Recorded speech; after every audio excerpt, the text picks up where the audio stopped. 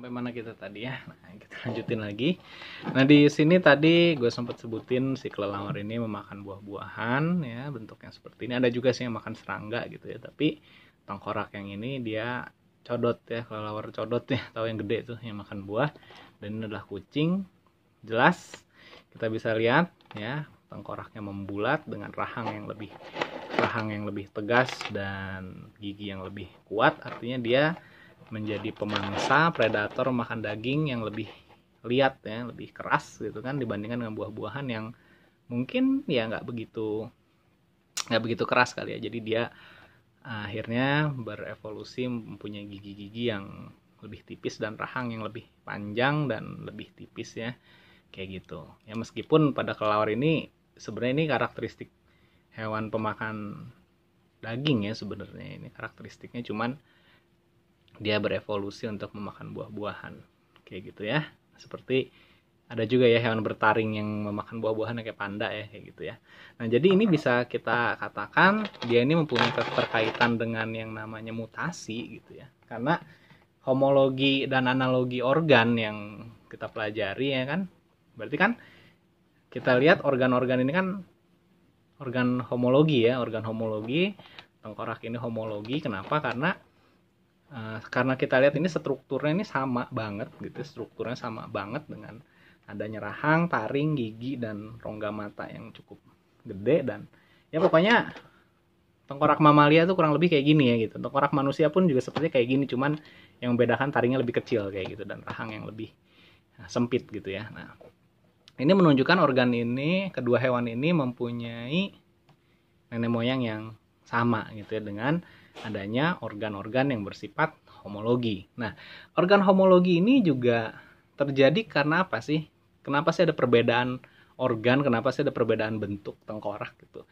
Yang bisa menjelaskan itu dengan mutasi gitu ya. Jadi karena kedua jenis hewan ini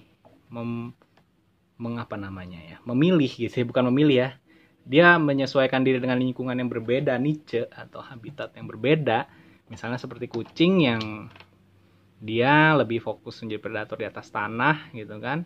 Sementara kalau yang ini dia terbang ya, kelelawar, jadi harus lebih ringan. Memang ringan banget ini, tengkoraknya lebih ringan. Dan ya karena dia terbang, mungkin dia nggak menangkap mangsanya saat terbang ya, kecuali pada kelelawar memakan serangga ya, artinya dia makan buah, dia stationary gitu kan, dan buah juga lembek. Akhirnya dia mempunyai jalur evolusi yang berbeda. Jadi mutasi pada kedua jenis spesies ini terjadi dalam waktu yang yang lama gitu ya. Dan perubahan-perubahan itu kecil sebenarnya. Perubahan-perubahan kecil tapi akhirnya terakumulasi di gen-gen mereka, terakumulasi, dan sehingga perubahan kecil ini menjadi besar kayak gitu. Tentu saja dalam waktu yang sangat lama. Jadi slightly change in genes itu bisa menyebabkan perubahan fenotip yang sangat besar dampaknya gitu ya. Nah, in case pada dua spesies ini memilih jalur evolusi yang berbeda, dan sehingga mengembangkan trait atau mengembangkan ciri-ciri fisik yang berbeda sesuai dengan lingkungannya. Dan itu terjadi karena adanya mutasi-mutasi yang diwariskan gitu ya. Mutasi kan bisa diwariskan kan, jadi mutasi gametis gitu ya, mutasi yang diwariskan yang akhirnya memunculkan kedua bentuk spesies yang berbeda seperti ini gitu. Jadi kalau kita lihat ada istilah yang namanya gene pool atau kolam gen. Nah, kalau kolam gen kedua hewan ini udah sangat berbeda, sudah terpisah jauh sehingga tidak kompatibel lagi untuk saling kawin ya kan. Meskipun ini dari satu nenek moyang yang sama kayak gitu. Itu ya amigos ya. Nah, oke, mungkin kita bisa lanjut ke next videos ya. Nah, udah cukup main tengkoraknya udah kayak dukun gue. Naruh tengkorak di atas meja begini.